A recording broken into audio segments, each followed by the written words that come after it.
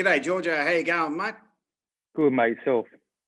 Mate, doing really well, really well. Mate, with this fight, what impact are you going to make on this fight, and what weaknesses are you going to expose to Selby in the fight? You know, you need to make a big impact on this because the race is on in Australian boxing at the moment. Things are looking pretty good. So what are you going to do to, get up with the likes of the Maloney twins with their potential fights? Look, this is a huge fight. It's a war-title eliminator, and obviously we all know what's after this, a unified title fight. So this, on my behalf, is huge for Australian boxing. We know what we've been doing. We're fighting for world champions and we're chasing world champions. I'm here to make a massive statement against Lee Selby. There's a lot of holes in his game, and we're here to expose every single one of them. I'm not going to tell you what our game plan is, but it's going to be a painful boxing lesson for Lee Selby.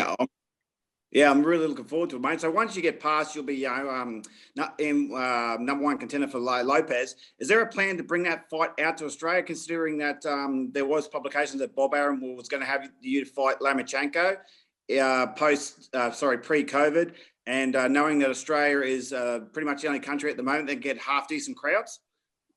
You tell me, 60, 70,000 people in a stadium in Australia? Tell me it doesn't make sense?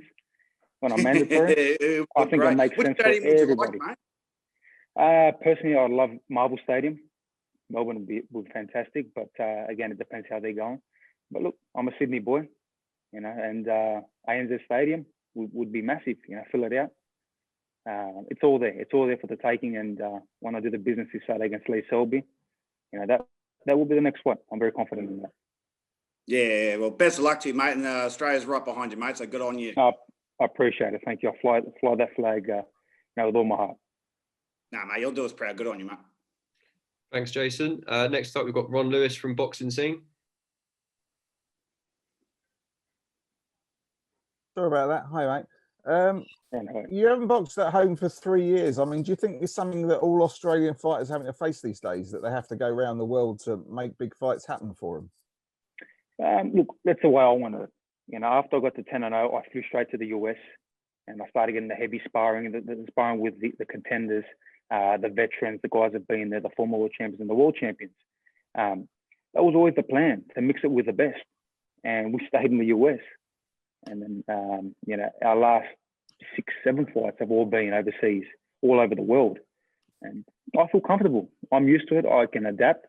And, again, being in another country suits me best. It motivates me to get another country behind me, especially with the UK fans that will be tuning in.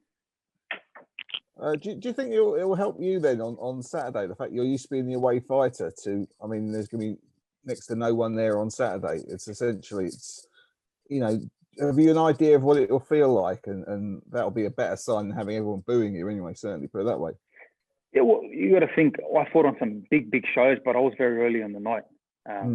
I went from headlining shows in Australia and packing out arenas to getting early on the big shows in the US and all over the world. So I'm used to it. I've been in this situation before, fighting, in front of hardly anyone. So I fought Mickey Bay, a former world champion, first fight of the night in Madison Square Garden. The first 4 or 5 rounds was pretty empty, and then it got filled up. So it doesn't bother me. At the end of the day, it's going to bother Selby more. He's at home, but he can't even have his own friends or family here. So I'm excited. I'm excited for this fight. How much did that going to America, going to places like the Wild Card where they throw you in with almost whoever's in the gym? How much did that sort of like make you compared to what you'd have been doing back home? The quality of sparring. You got to think early, that sparring that I got overseas was huge.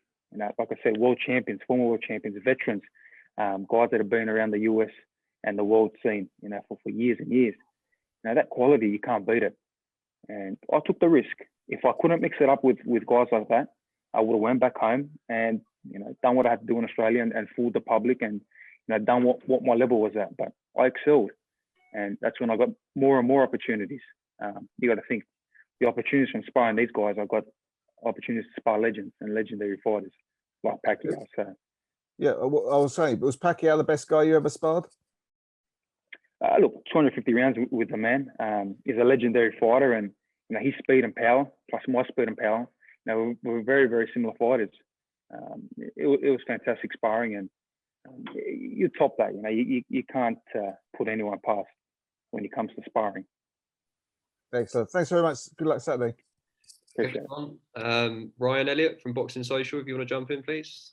Hi, George. How you doing, mate? Thank you for joining Good, us. mate. No problem. Just to follow up on where you were there with regards to Manny Pacquiao, I was doing a bit of reading and a bit of listening as well about your time with Manny. Can you just sum up, if possible, from those 250 odd rounds, what it is you learned from one of the legends of the game? There's been a lot that I learned with him, but look, all the 1% things that a legendary fighter does is what made my game even better. To see how, you know, and be a part of preparing every single day with him for his world title fights, his 12-round fights, put me in such a good state that I know what I have to do for my 12-round, you know, world title eliminators and world title fights. So, you know, all them small little details. Obviously, I'm an extreme trainer. I train so hard. I feel like I'm one of the best athletes, you know, in the world when it comes to training. And so is he. So pushing myself alongside him, it was fantastic. But the 1% things, a small detail that takes you from, you know, where I am now to become a world champion and then becoming a legendary fighter is you know, been very important what I picked up.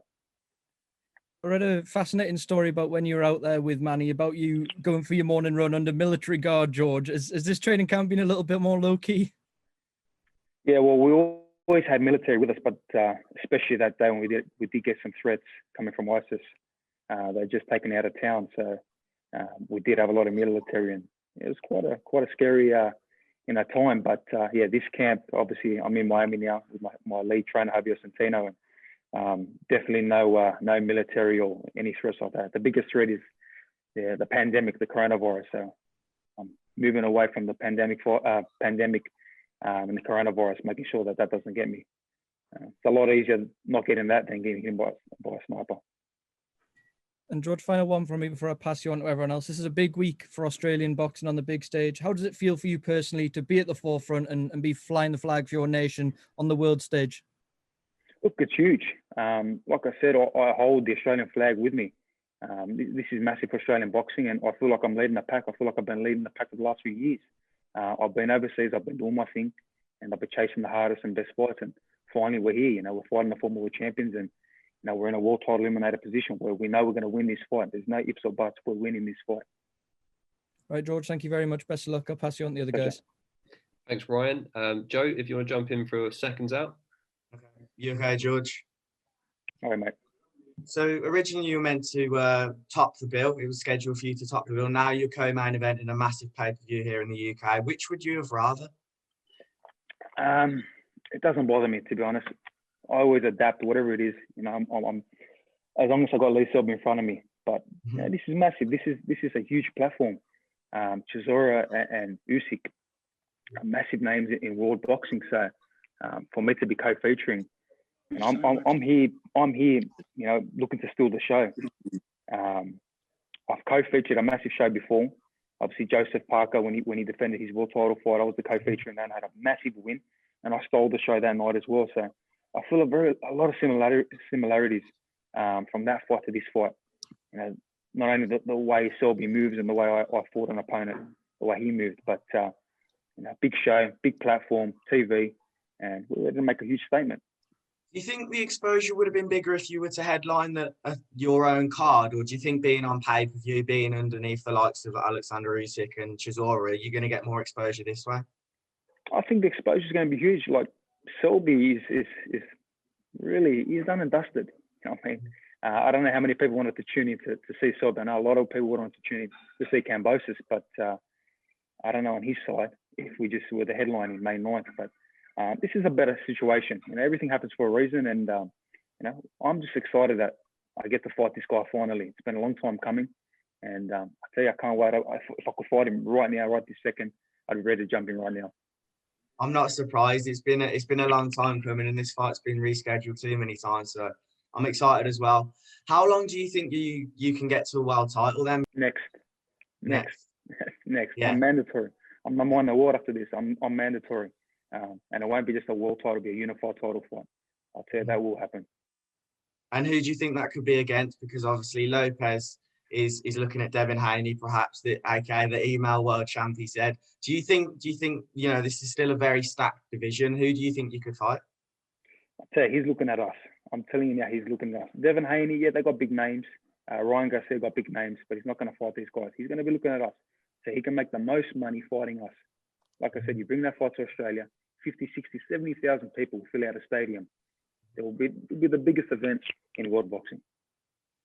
And obviously, being from Australia, there's obviously another big fight in Australia this weekend. What do you think it is that's helping the Australian fighters get such a big name these days in boxing, especially over the last couple of years? We've got a few guys that are willing to take risks and willing to, step out of the comfort zone. The past with Australian fighters, they like to stay in Australia and just, make money and suck the fans. But the fans got over it. The fans realised what was happening, and they left the sport and they didn't want to see it. But finally, guys like myself leading the pack and a few other guys have taken the risk and said, look, we'll go overseas.